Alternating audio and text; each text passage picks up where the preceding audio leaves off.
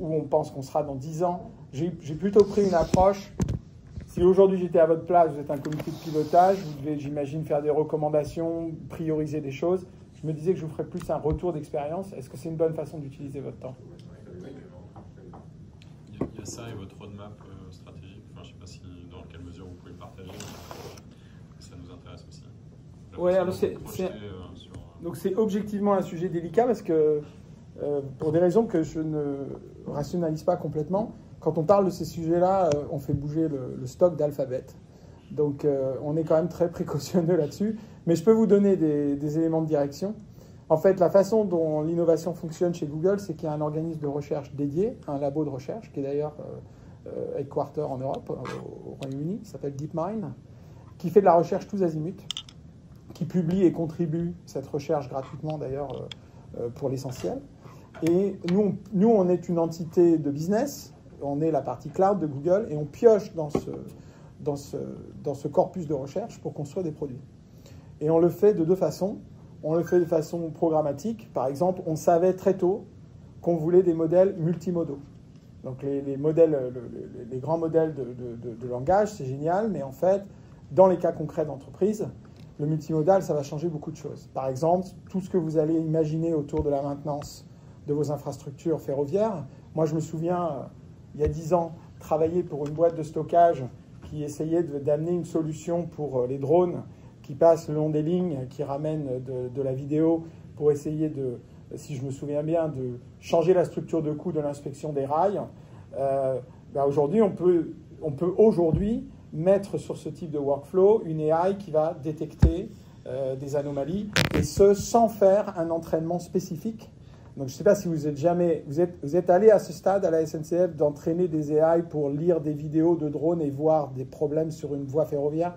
Vous êtes allé aussi loin que ça? On le fait de manière très ponctuelle. Le passage à l'échelle n'est pas encore acquis. Voilà. Et surtout, j'imagine que vous le faites en AI prédictive, c'est-à-dire en AI entraînée sur vos propres données, ce qui sous-entend que vous sélectionnez les données, vous entraînez le modèle. Ce sont des cycles extrêmement longs. Aujourd'hui, avec des modèles sur étagère, on va déjà être capable de capturer un certain nombre de soucis. Et avec un training minimal complémentaire lié à vos données, on va obtenir une version du modèle qui est SNCF et qui va faire un bon boulot pour votre problème.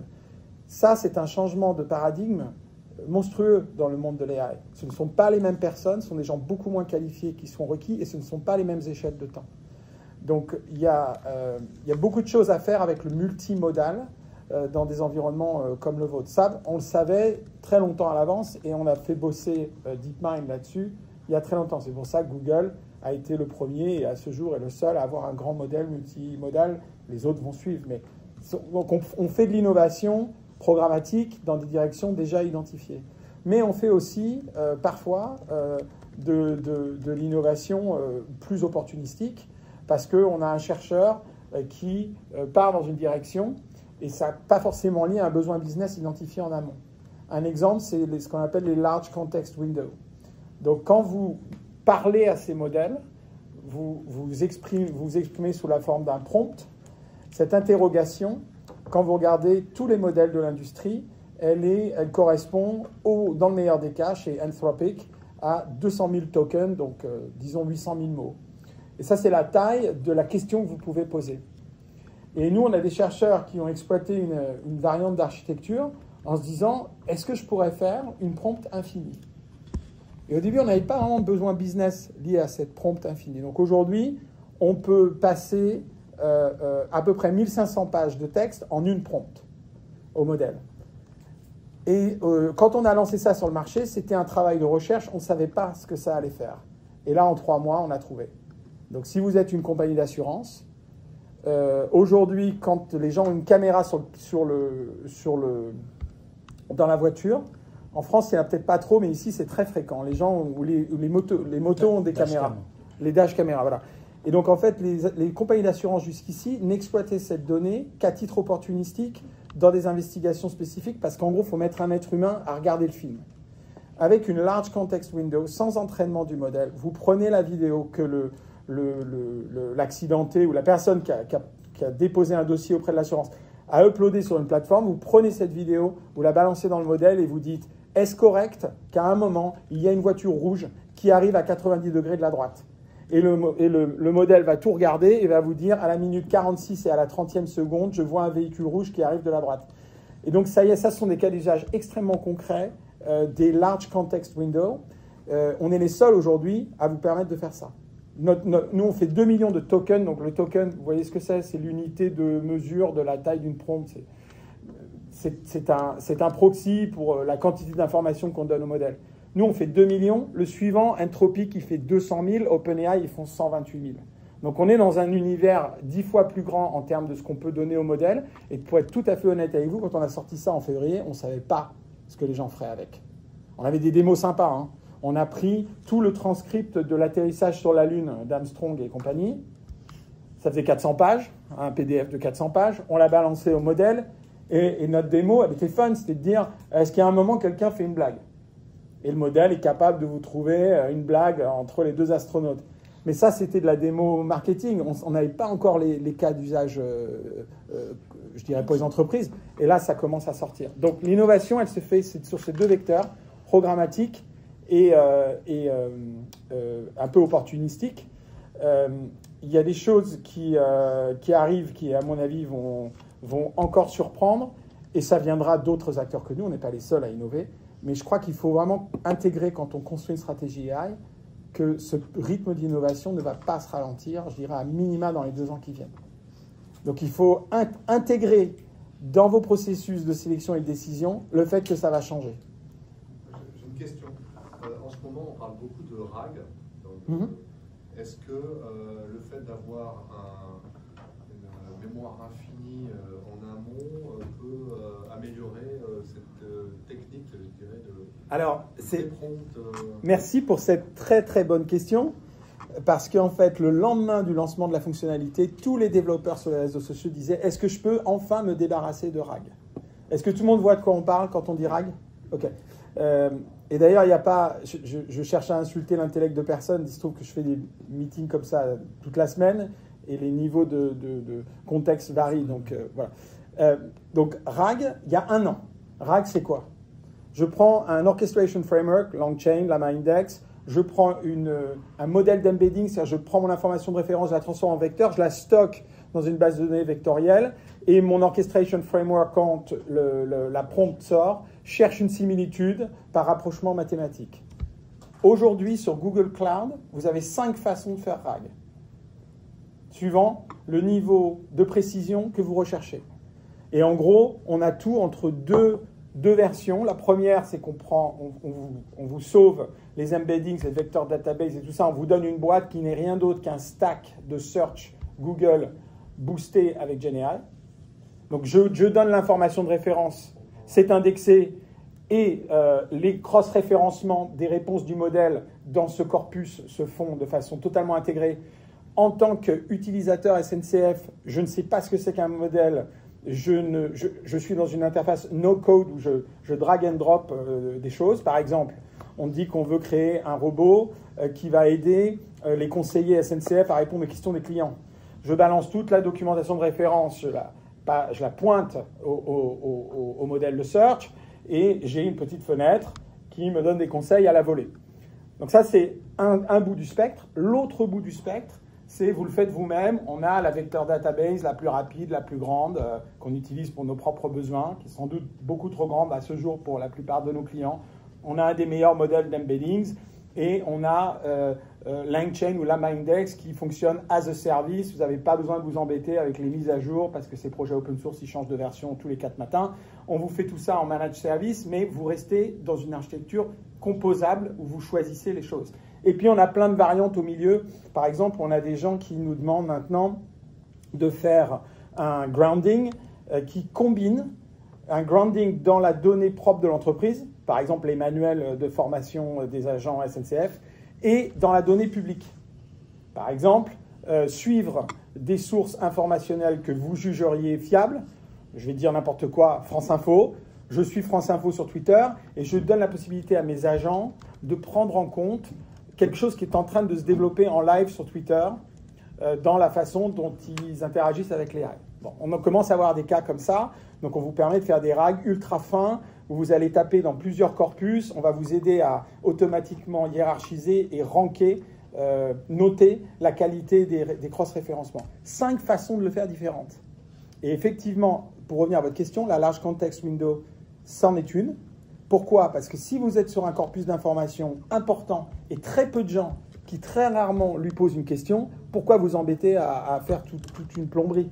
Vous pouvez simplement dire à votre expert, je te donne le droit de balancer. Et évidemment, on a fait des petites choses sympas du type, on garde en cache pendant 24 heures. Donc s'il y a une investigation sur un problème et qu'il y a une durée finie pendant laquelle ce corpus doit rester en cache, l'utilisateur va pouvoir s'en servir plus souvent. Donc c'est une très longue réponse, mais vous mettez le doigt sur un aspect très important, à mon sens, des difficultés que les gens ont à aller en production. C'est qu'il y a un an, tout le monde disait « hallucination, oh là là, gros problème ». L'industrie a répondu en disant « vous faites RAG ». Aujourd'hui, rien qu'en restant dans mon périmètre, j'ai 5 façons de le faire pour vous. Donc ça veut bien dire que vous devez faire des choix sur les compétences, les budgets et les temps que vous vous donnez. Donc si votre temps, c'est le temps long, et on sortira ces services dans 3 ans, et on veut avoir une équipe qui fait tout nous-mêmes, c'est une option.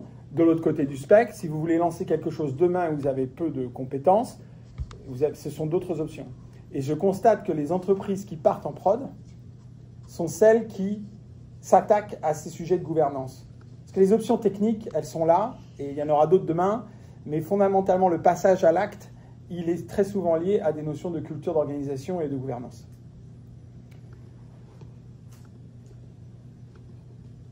Donc aujourd'hui, nous, on passe beaucoup de temps à emmener les clients en production, parce que ça ne se fait pas forcément tout seul. Et si ce truc-là veut bien jouer, hop. Et donc, il y a quelques enseignements qui ressortent déjà. Je ne suis pas sûr de ce qui se passe là. Bon, pour être honnête vis-à-vis de Chrome, j'ai 1451 tabs d'ouvertes sur Chrome. Donc, j'ai un petit problème de mémoire sur ma machine. Mais I think it's gonna come, right? Is this telling me I'm sharing, but it's not sharing there? Do you know why? Do you mind sharing my slides? Yeah, maybe we do that. Donc, le premier truc qu'on constate, c'est que... Hop. Le premier truc qu'on constate... Stacy, I'm putting the link in our little chat room, if that's okay. Le premier truc qu'on constate, c'est que la cartographie sectorielle et géographique de la mise en œuvre des nouvelles technos est complètement bouleversée. C'est-à-dire qu'avant, ce qu'on disait, c'est les premiers à adopter ne seront pas les banques. Les premiers à adopter ne seront pas les Allemands. Et en fait, la cartographie explose complètement. On voit notamment tout un tas d'entreprises traditionnelles qui sont en train de créer une distance vertigineuse avec leurs concurrents parce qu'ils y vont et ils y vont maintenant. C'est-à-dire que l'élasticité du temps d'innovation est complètement chamboulée et les vieux adages de grande entreprise, process, lenteur existent toujours ou n'existent pas. Donc il y a un vrai choix là. Et le point que, pour juste vous donner un aspect très concret de ça, moi quand je parle à nos équipes commerciales et qu'elles veulent qu'on aille bosser ensemble sur un compte, je leur dis, vous êtes allés voir sur la page carrière, quel département chez votre client embauche de l'AI. Et je pense que c'est un aspect très important de ce qui est en train de se passer, c'est qu'au-delà de nos croyances respectives, dans le fait que la technologie est prête ou non, et qu'il y a un besoin business ou non, il y a une révolution des talents qui est partie. Et chaque entreprise doit décider, j'en fais partie ou pas. Mais aujourd'hui, si vous êtes développeur logiciel, que vous ayez 50 ans comme moi ou que vous en ayez 25, il y a une frange du talent pool qui se dit moi je serai dans ce train. Donc même les boîtes les plus conservatives, à mon avis, ont intérêt à envisager des vrais projets qui vont vraiment en prod, peut-être à petite échelle, mais pour simplement comprendre ce qui est en train de se passer. Donc je parle souvent du cas d'une banque en Hollande qui est soumise à des tas de contraintes réglementaires. Ils ont 14 use cases. Le use case final, c'est un agent, donc une AI qui raisonne, qui va vous aider à déterminer si on va vous prêter pour acheter une maison. c'est un moment ultra réglementé. Quoi que la banque vous dise en tant que client potentiel peut être utilisé contre vous, en fonction de votre appartenance à certains groupes de minorités, etc. C'est très complexe. Ils savent, on sait déjà le faire, ça ne part pas en prod. Le truc qui est parti en prod, c'est de donner le même type de conseil à leurs agents humains. Et comme ça, ils construisent dans l'entreprise une confiance avec la technologie, ils comprennent les limites, ils voient où ça bloque et ils apprennent collectivement. Et je pense qu'il y a beaucoup de situations comme ça. Donc, et c'est essentiellement lié à deux choses. La première, c'est que les gens qui utilisent les modèles, c'est tout le monde maintenant. À titre personnel, mon amie est architecte. Elle a investi 3 week-ends de formation pour comprendre comment utiliser les modèles de génération d'images. Et aujourd'hui, alors qu'elle n'est pas développeur, elle sait utiliser une API pour aller faire des appels sur un modèle et faire des images. Donc tout le monde potentiellement va utiliser. La deuxième chose, c'est que vous partez d'un modèle de base qui fait du bon boulot à tout un tas de trucs. C'est-à-dire que c'est un peu comme de commencer la musique en jouant de la guitare. Les premiers accords sont assez valorisants. Il y a une espèce de progression rapide au début et c'est beaucoup moins ardu que de démarrer comme on faisait de l'AI avant, où vous passez 9 mois à nettoyer des données pour ensuite les mettre dans un modèle que vous entraînez et espérer que vous ayez une précision de forecast de supply chain meilleure que vos feuilles Excel. Donc il y a une notion de j'expérimente, je vois si ça marche, j'itère, qui est beaucoup plus flagrante. Donc les cas d'usage qui partent en prod aujourd'hui, en tout premier lieu, je suis sûr que si vous êtes dans l'IT de la SNCF, tous vos fournisseurs qui vous vendent une application quelle qu'elle soit sont venus vous voir pour essayer, pour 10 ou 20 € par tête de plus, essayer de vous vendre une assistance construite à l'intérieur. Ça, c'est ce qui part en prod en premier. Pourquoi? Parce qu'il y a une surface utilisateur existante et il y a un comportement d'achat qui est complètement ancré dans le comportement des entreprises. Je pense qu'on va avoir des réveils intéressants cette année sur certains de ces produits parce qu'ils sont plus ou moins aidants. Je ne sais pas si vous servez de ces modèles pour écrire des documents ou créer des présentations, etc. Mais je pense que c'est très important de regarder les courbes d'adoption au-delà de l'effet démo des premières semaines. Il va y avoir ça va se décanter naturellement entre les assistants qui aident vraiment et les assistants qui n'aident pas. Mais en tous les cas, ça part en prod, ça c'est sûr. Le deuxième truc qui part en prod, c'est je cherche de l'information, en général en interne, pour faciliter tous les processus de formation et de recherche d'information. Le point qui est très important ici, c'est qu'il y a beaucoup d'optionnalités, c'est ce dont on parlait avec RAG. Il y a plein de façons de le faire.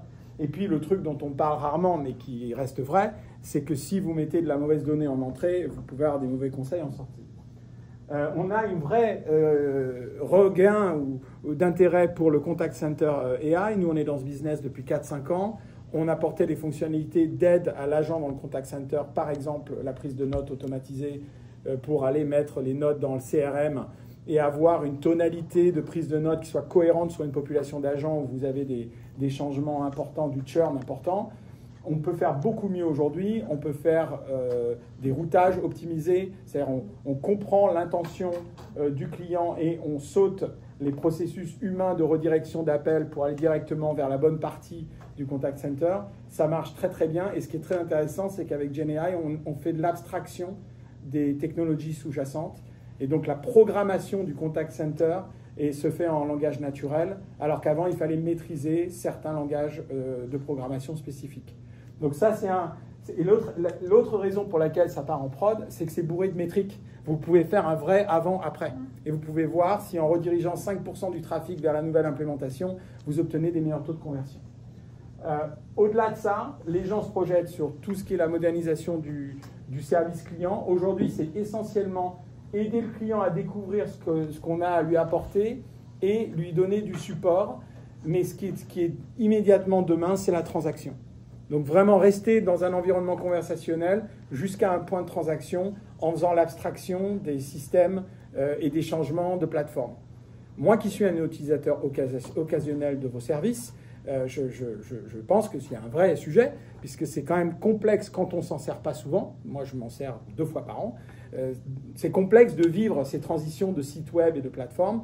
Vous n'avez pas forcément besoin de changer tout ça, c'est sans doute très difficile à faire, mais vous pouvez ajouter une couche d'abstraction qui me permet de dialoguer avec une interface qui va masquer et qui va prendre action pour moi. Plus je descends dans la liste, plus c'est difficile à faire. Hein, et donc, plus c'est rare à l'heure d'aujourd'hui en prod. Le truc d'après, c'est le data agent. Donc, s'il y en a parmi vous qui travaillez beaucoup sur de la donnée à l'intérieur de l'entreprise, tous les gens qui font ça ont un vrai souci de retour sur investissement. On a mis des plateformes de données, on a regroupé des données. Est-ce qu'on sort vraiment la valeur qu'on pensait sortir des données? Avec GenAI, on a deux aspects très intéressants. D'abord, un aspect de productivité des équipes autour du data, parce que les métiers de manipulation de la donnée dans l'entreprise sont des métiers ultra répétitifs. Donc, il y a beaucoup de choses où on peut leur donner de la productivité. Et c'est ça qui part en prod, là, maintenant, tout de suite. Le truc qui est plus rare, mais qui est très prometteur, c'est d'autoriser beaucoup plus de gens dans l'entreprise à taper dans les données. Et en particulier, les gens qui n'ont pas les profils ou les compétences pour faire une requête sur une base de données, par exemple. Donc, c'est ce qu'on appelle du text to SQL. Donc, au lieu de « je ne le sais pas », je m'exprime en langage naturel, je demande des choses sur un inventaire, par exemple, et l'AI va aller prendre l'action pour moi de créer une requête dans le bon système SAP ou autre et me ressortir l'info. Et l'AI m'a masqué la complexité des systèmes de l'entreprise. Ce qui est intéressant, si ça marche, c'est que vous allez avoir des gens plus business qui vont avoir des angles d'attaque des données qui vont vous faire sortir des choses sur votre business sans pour autant avoir à les former à tout cet outillage. Donc ça, c'est beaucoup discuté. Aujourd'hui, quand on utilise une AI pour poser une requête sur un système de données à la place d'un être humain, on est entre 60 et 70% de précision, là où l'être humain va être à 95%. Donc on a du boulot et on fait ces projets-là avec les clients un petit peu à la main pour le moment, mais on est déjà, en sortant de la boîte, à 65%. Donc si vous encadrez le truc et que vous dites ce que cette interface va vous permettre de faire, c'est d'avoir une vision complète de l'inventaire de nos produits si vous êtes une boîte qui distribue des objets. Si vous canalisez la demande, vous pouvez monter à des taux de précision aussi forts qu'un être humain dès aujourd'hui. Donc là, il y a vraiment quelque chose de très intéressant. Et puis enfin, la vision ultime, c'est de fournir un assistant à chacun d'entre nous dans nos métiers. Donc les plus courants aujourd'hui, c'est les assistants en HR et en juridique, parce qu'il y a des corpus d'informations très fiables, et ils savent où est la vérité. Donc s'ils veulent faire un petit robot qui va aider un assistant d'un avocat à chercher un corpus de contrats historiques, ben vous savez que les contrats ont été signés ou pas. Vous avez une bonne notion de ce qu'est la vérité. Donc vous balancez tout ça au modèle, vous faites un petit peu d'entraînement pour que le modèle soit particulièrement doué à ces tâches-là, et vous obtenez un assistant juridique qui va faire gagner du temps à votre nouvel embauché et autres. Donc en HR et légal, ça marche très fort, et surtout que c'est aussi de l'interne, c'est l'autre intérêt, donc ça contrôle bien le risque d'hallucination. Le vrai rêve, c'est dans des domaines comme la sécurité. Et là, on n'en est pas là, mais on a déjà des modèles spécialisés pour aller vers cette vision. Juste une question sur chacun de ces cas d'usage, ça veut dire que vous avez des solutions qui sont déjà packagées, ou est-ce que c'est l'adaptation des différents outils disponibles dans Alors, par exemple, ici, sur Data Agents, par exemple. Ouais, sur Data Agent aujourd'hui, ce que j'ai, c'est pas encore un produit, c'est ce qu'on appelle des best practices d'architecture de référence. Pourquoi? Parce que le vrai enjeu, c'est la précision de la requête. Et ça dépend quand même pas mal de l'environnement de vos applications, vos applicatifs existants. Mais sur d'autres choses comme le Contact Center AI, c'est un produit qui est totalement intégré. Donc c'est un peu à géométrie variable. Alors en fait, les difficultés que les gens ont ne sont pas liées tellement à la techno, peut-être aussi parce qu'elle change très très vite. La première difficulté, c'est que quand vous partez en prod, dans la plupart des organisations, vous vous posez quand même la question de ça va coûter combien et ça va rapporter quoi. Et c'est assez délicat ce sujet-là. La bonne nouvelle, c'est que les coûts n'iront qu'en baissant. Et je pense qu'on est clairement sur un marché de très très grosses plateformes. Si vous regardez aujourd'hui le coût de servir ces modèles, il est principalement dans le hardware. On suit tous le cours de l'action NVIDIA. Et donc, il faut vous associer avec des gens qui comprennent chaque niveau de coût. Et c'est vrai que aujourd'hui, nous, avec les processeurs internes Google, qui ne sont pas la panacée pour tous les modèles, mais pour nos plus gros modèles, on gagne 40% par rapport à utiliser du NVIDIA. Parce qu'on en est à la 6e génération et qu'on fait des très très gros modèles depuis longtemps. J'ai une question là-dessus. D'abord, vous sortez un nouveau TPU, il me semble. Quelle est la puissance que vous, par rapport à la version précédente, quel est le... avec le 6 par rapport au 5, on va refaire 30% en efficacité. Donc ça tombe directement, ça informe directement les évolutions de prix. Et donc pour la même puissance électrique, est-ce que vous gagnez en termes de... Donc on gagne, aujourd'hui on est centré sur arriver à faire plus au processeur, parce que les besoins sont totalement exponentiels. Et il y a un autre aspect, c'est qu'en fait, il y a beaucoup de pays ou de zones géographiques qui souhaitent avoir du processing du modèle local. Donc il faut qu'on arrive à faire tourner ces gros modèles sur des form factors plus petits. Parce qu'on n'arrive pas partout à avoir la méga puissance qu'on peut avoir dans des data centers régionaux. Est-ce que nous, en tant que société, on serait potentiellement amené dans le futur à avoir notre propre infrastructure on-premise? Alors, est-ce que vous avez prévu de packager? Donc aujourd'hui, on a une offre Google Distributed Cloud, qui est une offre où on a des architectures de référence hardware qui sont fabriquées par tous les grands OEM, Dell, HP, etc. Donc ils construisent sur nos specs et on vous donne un stack logiciel qui inclut aujourd'hui de l'AI prédictif et très bientôt nos modèles ouverts. Donc Google a 2 types de modèles en AI générative. Gemini, qui sont des modèles commerciaux, qui sont vendus comme des services, et Gemma, qui est un modèle ouvert qu'on a contribué gratuitement au monde, et vous pouvez le faire tourner sur l'infrastructure de votre choix, dont le Google Cloud, le Google Distributed Cloud. Cet environnement-là peut fonctionner totalement déconnecté ou avec une connexion intermittente, par exemple pour des notions de mise à jour. Et il est principalement acheté par des gens qui font face à des contraintes de souveraineté. D'accord. Et à l'intérieur de ce hardware, vous avez des fameux TPU que vous avez... Non, on ne met pas les TPU aujourd'hui dans ce form factor-là. Ce sera de la GPU. C'est CPU, GPU. La TPU, c'est vraiment... C'est d'abord construit pour entraîner les modèles. Il faut savoir, par exemple, que Anthropic, je ne sais pas si c'est sur votre agenda de voir Anthropic, c'est une boîte assez fascinante. Ils font l'essentiel du training chez nous à cause de la TPU. Donc la TPU, c'est fantastique pour le training et pour l'inference, le serving à très grande échelle. Donc ce ne serait pas forcément logique de l'amener dans un form factor d'un rack ou deux. Mais on verra. On verra ce que le marché demande. Je pense qu'aujourd'hui, tout ressemble à un clou qui a besoin d'un gros marteau, mais les choses vont se segmenter quand les capacités de faire tourner les modèles vont partir à l'edge. Et il y a un phénomène fascinant des 6 derniers mois, c'est les modèles ouverts. Il y a 6 mois, les modèles ouverts, c'est-à-dire les modèles, ce n'est pas les modèles open source d'ailleurs. Hein. Si vous êtes dans les détails, open source et open, c'est pas pareil. Mais bon, disons, les modèles gratuits que je peux récupérer et faire tourner où je veux ont énormément progressé en performance. Mistral est un exemple probant. En gros, c'est Mistral et Llama. Et plus récemment, Gemma de Google qui est sorti un peu plus tard. C'est ces 3-là qui font la loi pour le moment dans le monde des modèles ouverts.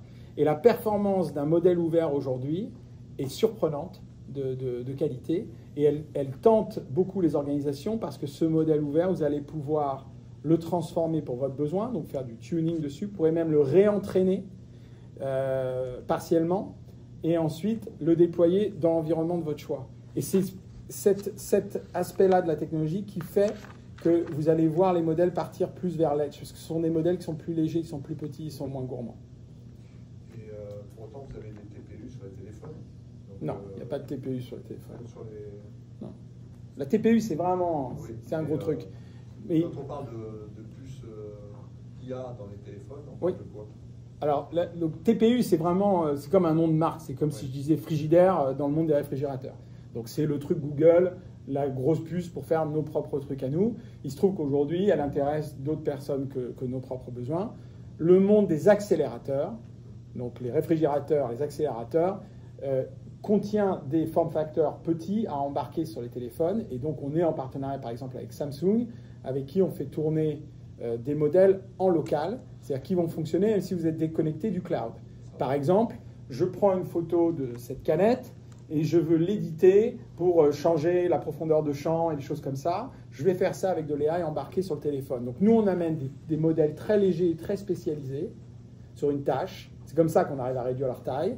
Et eux, ils amènent un processeur qui est plus capable que les processeurs qu'on utilisait précédemment. Et c'est la combinaison des deux qui fait que sur le téléphone, vous allez avoir une expérience différente. Vous n'allez vous servir du TPU que quand vous ferez appel à un service qui se trouve être dans le cloud et qui se trouve faire appel à un très très gros modèle. Donc c'est assez invisible. Mais du point de vue d'une entreprise comme la SNCF qui veut emmener ses services sur le marché, je pense que vous aurez des cas de souveraineté où vous souhaiterez garder tout sur vos propres infrastructures, etc. Et il faudra le faire avec des modèles que vous spécialiserez. On a les deux. Mais il vous faudra... On a des données classées qu'on veut voilà. garder on-premise, on a un certain nombre de données qu'on garde sur nos data centers et d'autres on utilise le cloud sans aucun problème. Mais on aura les deux. Vous aurez les deux. Et tout le monde est un petit peu dans ce cas-là. Je pense que sur la deuxième partie, on a tous beaucoup parlé des modèles. Je pense que ça n'est plus presque plus le critère. Le critère maintenant, c'est est-ce que vous êtes mis avec quelqu'un qui contrôle le stack. Parce qu'en fait, c'est un business de plateforme. Il ne va pas y avoir de fournisseurs de modèles indépendants ou très très très peu. C'est un business de plateforme où il faut que vous contrôliez le hardware pour faire l'entraînement et le serving, le modèle et ensuite l'outillage autour du modèle. Voilà. Donc vraiment, la pensée structure de coût, pas facile. L'autre truc que les gens trouvent pas facile, c'est comment je passe de la démo clinquante à mon board à quelque chose dont je sais que je peux l'emmener en prod en confiance. Donc tout bon service GenAI va impliquer à un moment d'identifier des données à l'intérieur de l'entreprise qui constituent la vérité de l'entreprise. Là, il y a une sélection, il y a une décision à faire. Qui a le droit de prendre cette décision? Ensuite, d'organiser le pointage du modèle sur ce corpus d'informations considéré crédible. Qui a le droit de faire ça? Qui a le droit de le changer?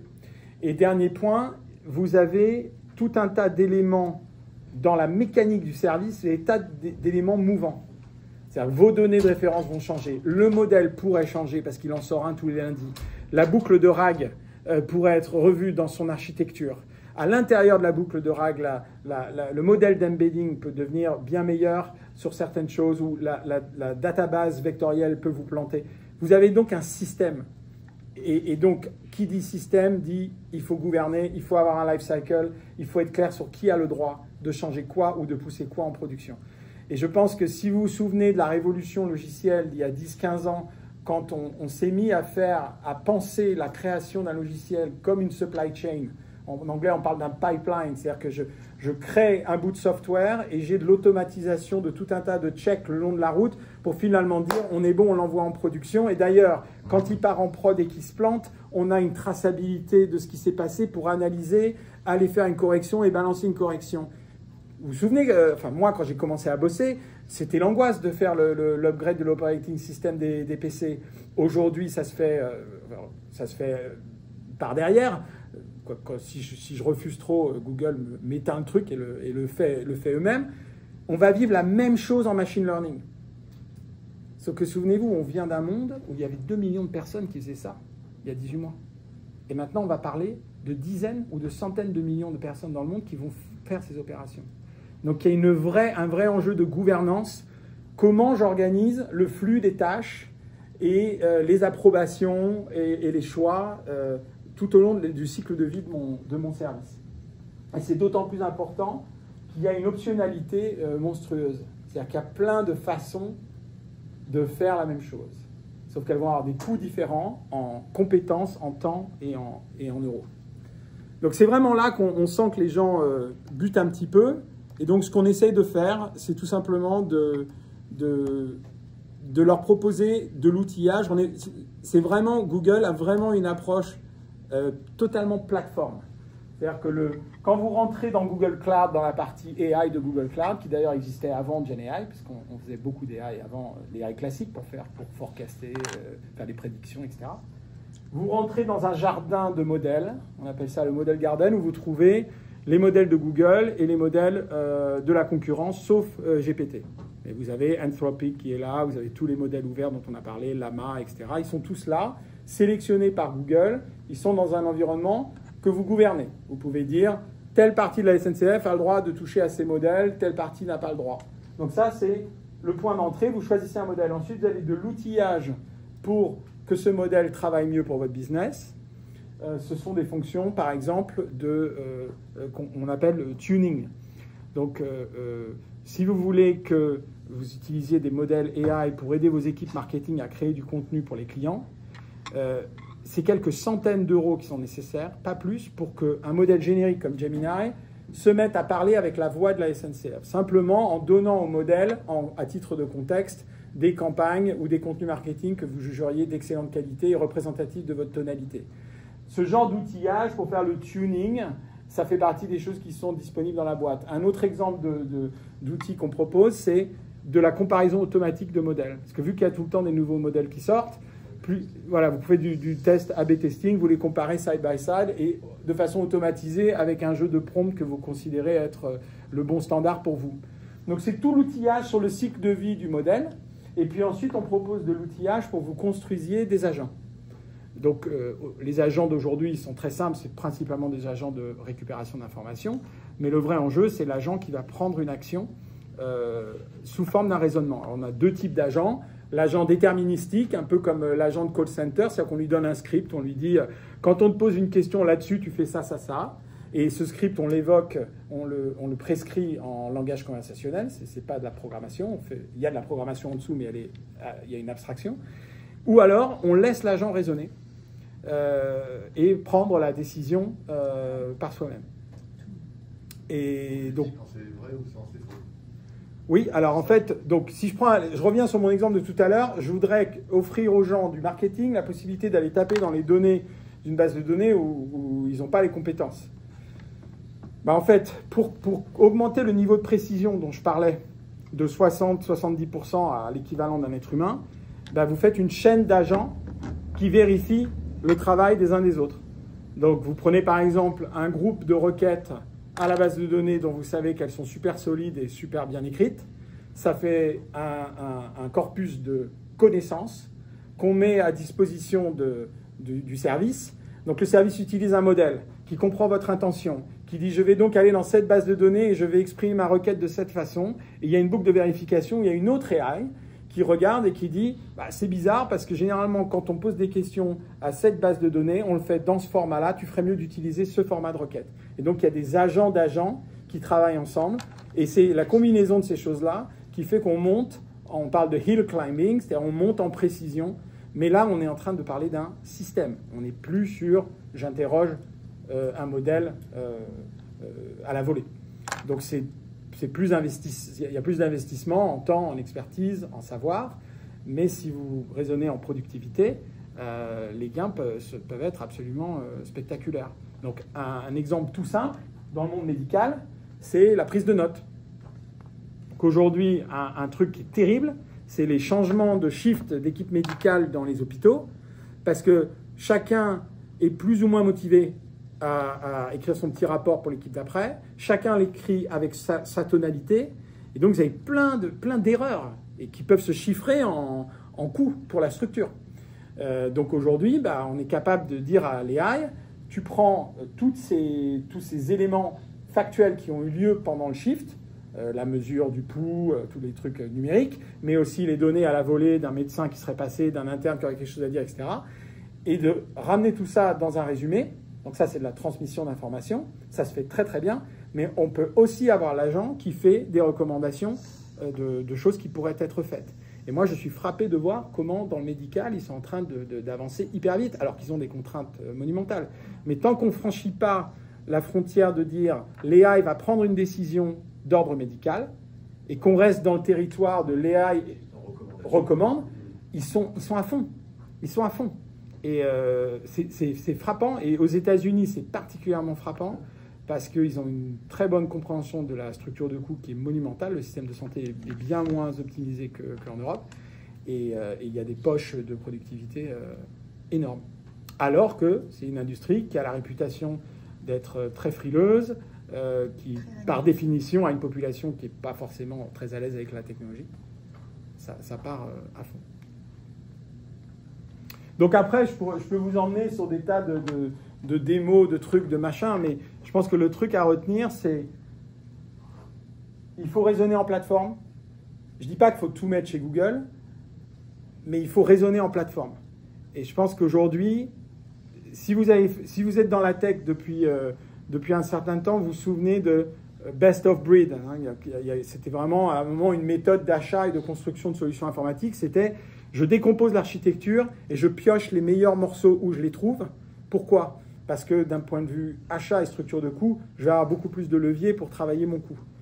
La vitesse à laquelle les choses évoluent aujourd'hui rend ce type d'approche assez dangereuse finalement.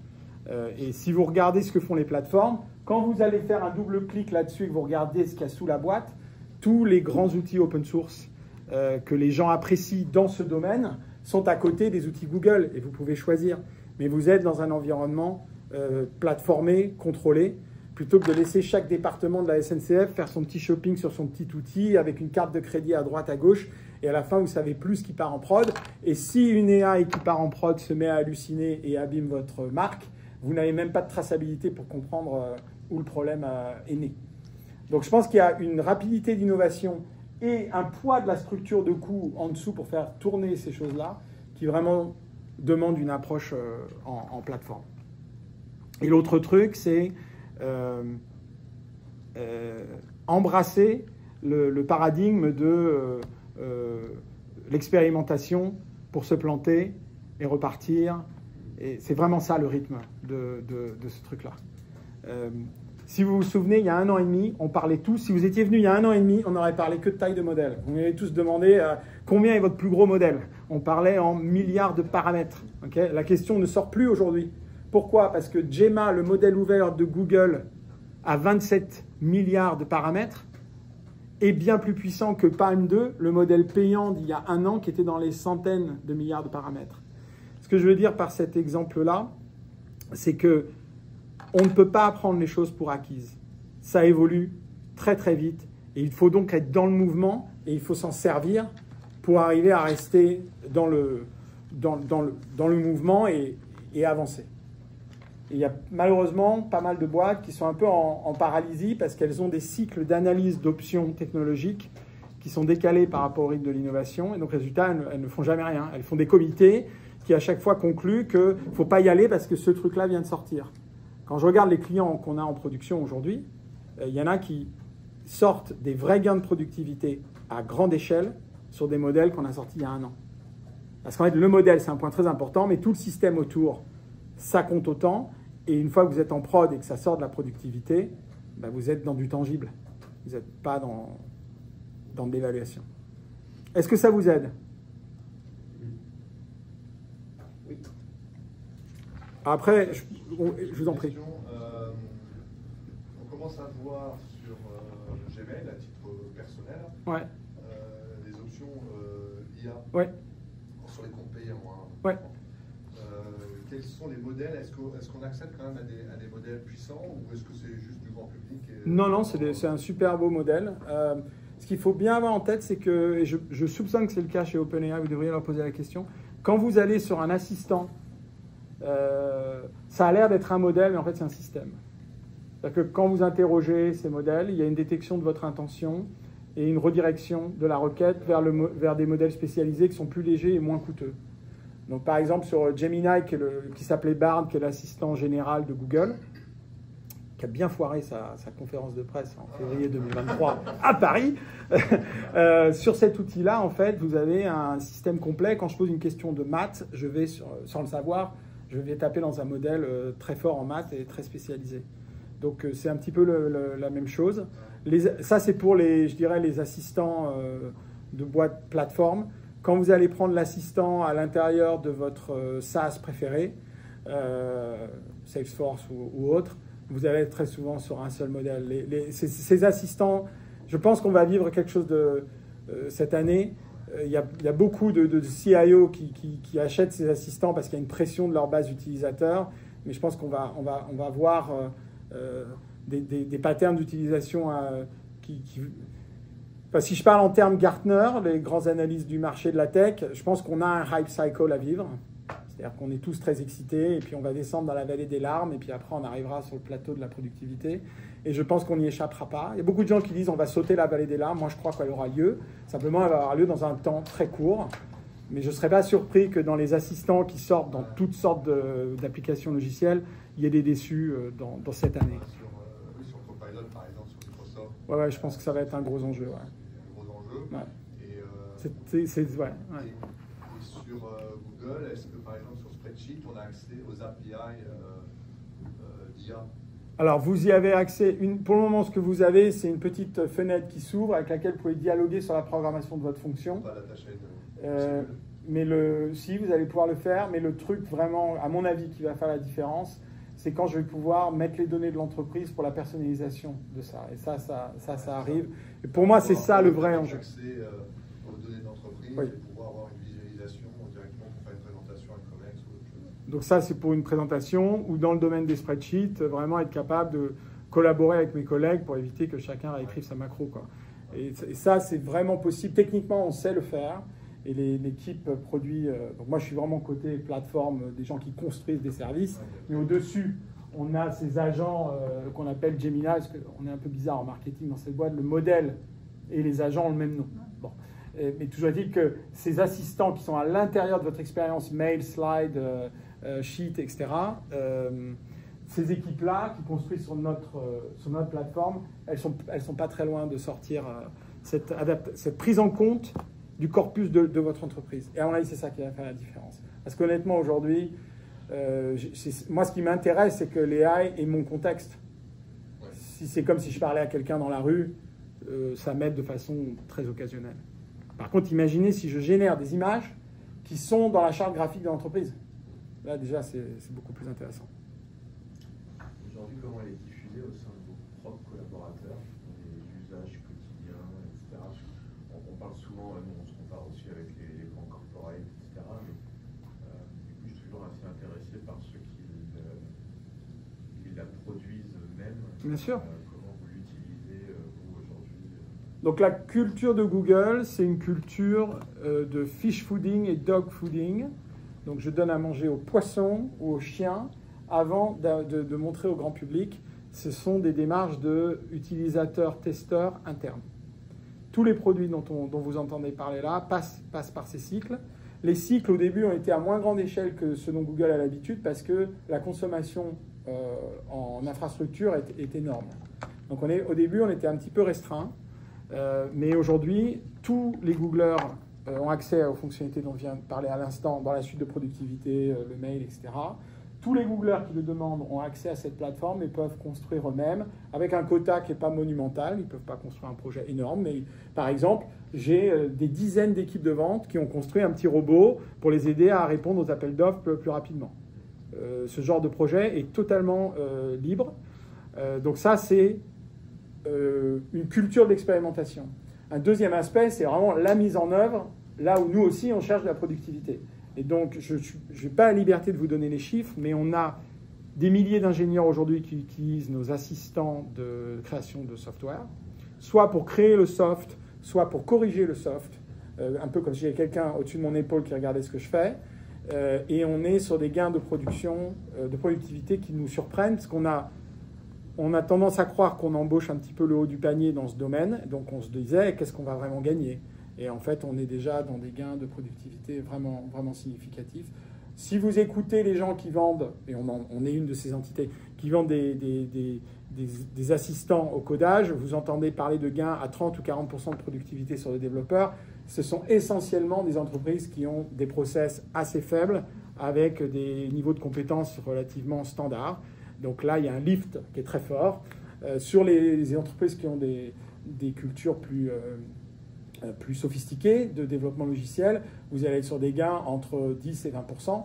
mais qui reste très appréciable puisque vous êtes sur des structures de coûts très riches. Donc voilà.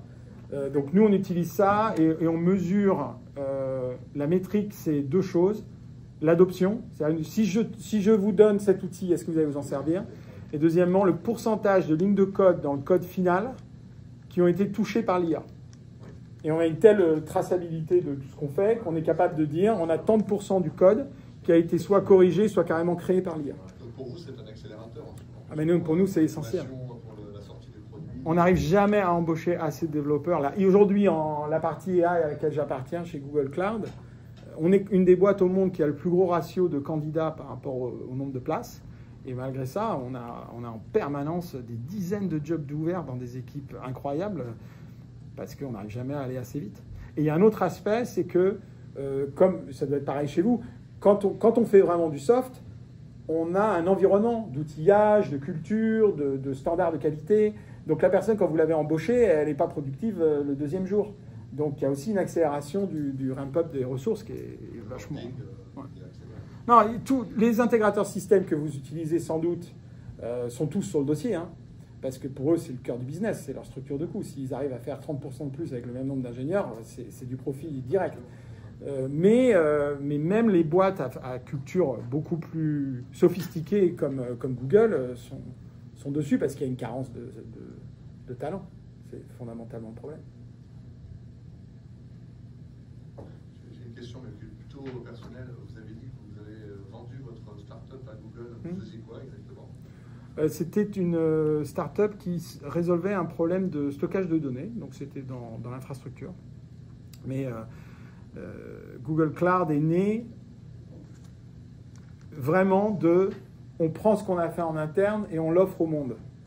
Sauf que Google, en interne, ils ne construisaient pas des applications telles qu'on les concevait dans les années 90 ou 2000. Et donc, quand ils ont commencé à accueillir des comptes comme le vôtre, ils se sont dit « Ah, SAP? Ouais, bah oui, on sait faire, on a des machines. On peut pas stocker vos données parce qu'on n'a pas le format de stockage en mode fichier, comme sur votre PC. Hein. Tout était en objet dans le monde Google. Donc moi, dans ma boîte, on a fait une petite couche logicielle qui permettait de faire du fichier émulé sur Google Cloud. Et on les a aidés à rentrer une dizaine de contrats SAP et ils se sont dit oh, il faut qu'on se développe notre propre truc. Ils nous ont mis leur gros cerveau sur le dos et 3 semaines plus tard, ils nous ont dit on va investir. Et puis 1 mois plus tard, ils ont dit non, en fait, on va acheter parce qu'il faut qu'on contrôle cette tech. Voilà.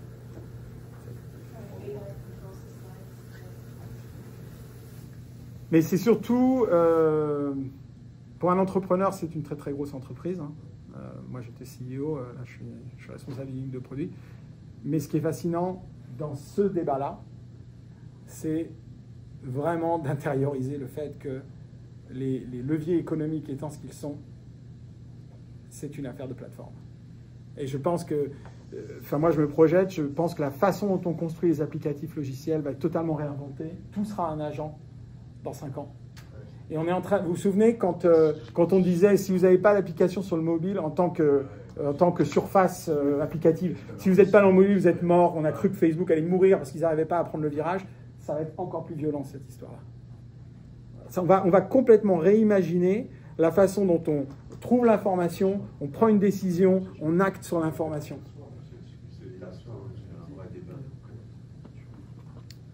Ça va transformer les systèmes d'information d'ailleurs. Complètement. Parce qu'en fait,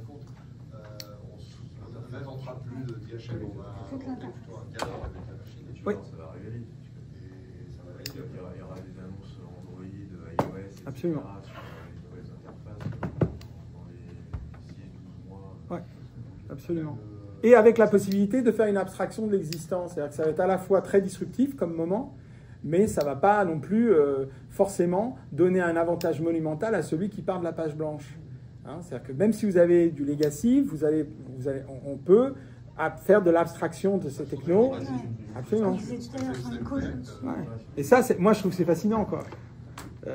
Là, je pense à une marque de cosmétiques américaine qui est en train de tout casser en rentrant ces technos-là dans leur fonctionnement d'entreprise.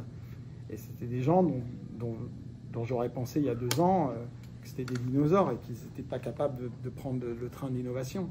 Donc il y a des opportunités de disruption à l'intérieur d'organisations très stables ou qui gèrent des services critiques comme vous. Il y a des opportunités d'autodisruption. Moi, je suis ingénieur télécom, donc j'ai grandi avec le GSM et la façon dont l'information circule entre nous. Après, je suis passé dans le cloud. Maintenant, je fais de l'IA. C'est ma 3e grosse vague. Celle-là, elle est monumentale en termes de champ qu'elle ouvre pour tout type d'organisation. Je trouve que c'est vraiment... donc c'est aussi pour ça que, même si je suis un entrepreneur, je me régale aujourd'hui parce que je suis dans la machine, je suis au cœur du réacteur.